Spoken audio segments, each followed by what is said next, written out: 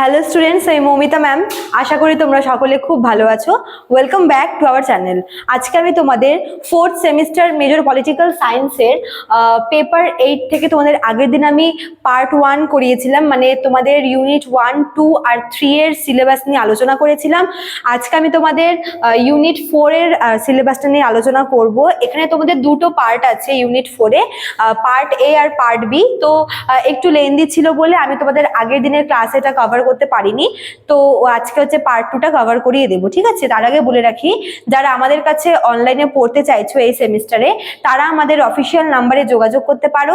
আমাদের official number দুটো আছে, একটা হচ্ছে 6295916282, আর একটা হচ্ছে 7076398606। দেখো লেখা আছে এখানে নাম্বার দুটো, ঠিক আছে? চলো দেরি না করে শুরু করে দিই আজকের ক্লাসটা। দেখো তোমাদের ইউনিট 4 এ হচ্ছে বিভিন্ন যে ফাইন্যান্সিয়াল, মানে ইউনিট 4 এর এ যে পার্টটা আছে, এটার তোমার মেন টপিকটা হচ্ছে ফাইন্যান্সিয়াল ইনস্টিটিউশন, ঠিক আছে? মানে এটা তোমার অর্থ সংক্রান্ত আর কি কিছু সংস্থা নিয়ে আলোচনা করা হয়েছে। তো প্রথমে আছে হচ্ছে ইন্টারন্যাশনাল মনিটারি ফান্ড, যেটাকে বলা হয় হচ্ছে IMF, ঠিক আছে? দেখো এই যে ইনস্টিটিউটগুলো আছে তোমাদের এখানে মেন পড়তে হবে এই সংস্থাগুলোর হচ্ছে সদর দপ্তর কোথায়, হেডকোয়ার্টার, ঠিক আছে? কত সালে প্রতিষ্ঠা হয়েছিল, তারপরে হচ্ছে এখানকার মানে ফার্স্ট প্রেসিডেন্ট কে ছিল, প্রেজেন্ট প্রেসিডেন্ট কে আছে, এগুলো তোমাদের কিন্তু জানতে হবে অবশ্যই, ঠিক আছে? বাকি তো ওর ফাংশন গুলো এগুলো সব তোমাদের পরে জানতেই হবে, বাট মেন যেগুলো তোমাদের জানতে হবে সেটা হচ্ছে ইয়ার অফ এস্টাবলিশড, আর হচ্ছে হেডকোয়ার্টারটা কোথায়, আর বর্তমানে কে আছে প্রেসিডেন্ট, ঠিক আছে? আচ্ছা, তো প্রথমে কি বললাম, ইন্টারন্যাশনাল মনিটারি ফান্ড, বা যেটার মানে শর্ট ফর্ম হচ্ছে IMF। হ্যাঁ, ভীষণ ইম্পর্টেন্ট, ঠিক আছে? এটা হচ্ছে ওয়াশিংটনে আছে এর হেডকোয়ার্টার। তারপর আছে হচ্ছে ওয়ার্ল্ড ব্যাংক, বিশ্ব ব্যাংক। আর 3 নম্বরে আছে হচ্ছে ওয়ার্ল্ড ট্রেড অর্গানাইজেশন, যেটাকে শর্ট ফর্মে বলা হয় হচ্ছে WTO, ঠিক আছে? World trade organisation. আচ্ছা, তো এই তিনটাই কিন্তু, এই তিনটা ইনস্টিটিউট কিন্তু ফাইন্যান্সিয়াল ব্যাপারের সাথে রিলেটেড। তো এই তিনটা তোমরা কিন্তু অবশ্যই পড়বে, ঠিক আছে? International monetary fund, world bank, আর একটা বললাম হচ্ছে ওয়ার্ল্ড ট্রেড অর্গানাইজেশন। আচ্ছা, এবার চলে আসি হচ্ছে পার্ট বি তে। এখানে আমরা কিছু রিজিওনাল অর্গানাইজেশন সম্পর্কে জানতে পারবো।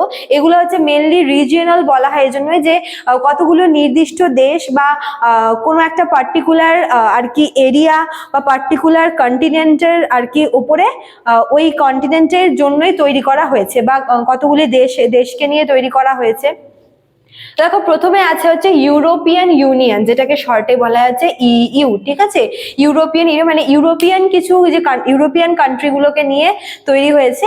এখানে ইউরোপিয়ান কিছু কান্ট্রি আছে যেগুলো হচ্ছে এই সংস্থাটার হচ্ছে মেম্বার, ঠিক আছে? 2 নম্বরে আছে হচ্ছে, চলে আসি 2 নম্বরে আছে হচ্ছে association of South East Asian nation. হ্যাঁ, association of South East Asian nation, এটার শর্ট ফর্ম হচ্ছে ASEAN, এশিয়ান, ঠিক আছে? তোমাদের কিন্তু যদি টিকা আকারে আসে তোমাদের শর্ট ফর্মটা দেওয়া হবে, তোদের ফুল ফর্মটাও কিন্তু জেনে রাখতে হবে, ঠিক আছে? আচ্ছা, তারপরে দেখো 3 নম্বরে কি আছে, সার্ক। তোমরা এর নাম আগেও শুনেছো। সার্কের ফুল ফর্ম হচ্ছে south Asian association for regional cooperation, ঠিক আছে? তারপর তোমাদের আছে হচ্ছে বিমস্টেক, এটা অনেক বড় ফুল ফর্ম বলে আমি এখানে লিখতে পারিনি। আচ্ছা, তারপরে 5 নম্বরে আছে হচ্ছে আফ্রিকান ইউনিয়ন, আফ্রিকান মানে আফ্রিকা কন্টিনেন্টের বিভিন্ন কান্ট্রিগুলো নিয়ে, দেশগুলো নিয়ে তৈরি হয়েছে। তারপর দেখো আছে হচ্ছে ব্রিক্স। এই ব্রিক্স এর নামটা যেটা, এটা তোমরা শুনেছো, এখানে মোট 5টা কান্ট্রি আছে। ব্রাজিল আছে, রাশিয়া আছে, ইন্ডিয়া আছে, চায়না আছে, আর সাউথ আফ্রিকা আছে, ঠিক আছে? আর লাস্ট হচ্ছে তোমার SCO, এটা হচ্ছে সাংঘাই, মানে এটা চায়নার আর কি একটা মানে সংস্থা। তো এই কয়টা রিজিওনাল অর্গানাইজেশন তোমাদের পড়তে হবে।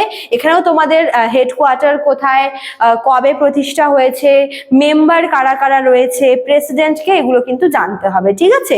তো এটাই ছিল তোমাদের হচ্ছে পুরো পেপার 8 এর সিলেবাসটা।